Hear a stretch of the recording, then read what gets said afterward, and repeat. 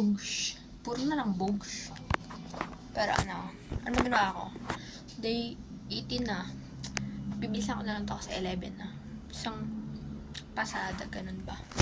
So, ginawa ko ngayon is mock test namin kanina.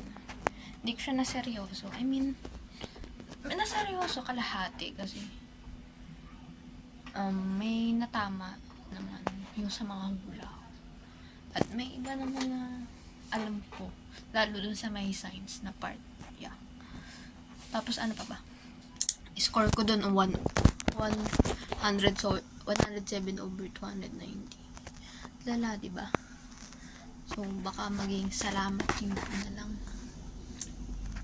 Pero, ako ayusin ko na lang siguro. Kaya tomorrow, gising ako maaga. Sana magawa. Ayun, kasi ang baba nun. Tapos ang baba ng mat ko, lala nun. Nasa 20, 70, 80 ba yun?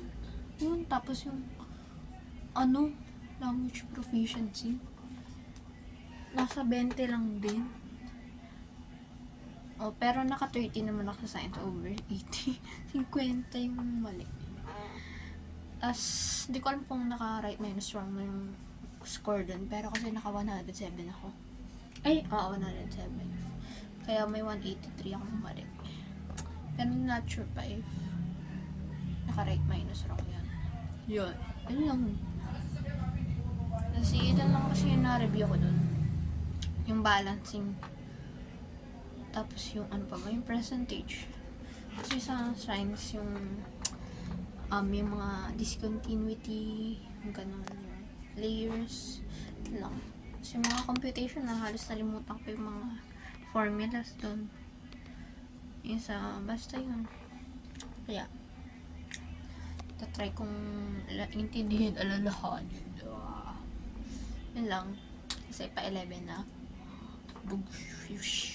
Ang ating day, ano ba ito? Day 18.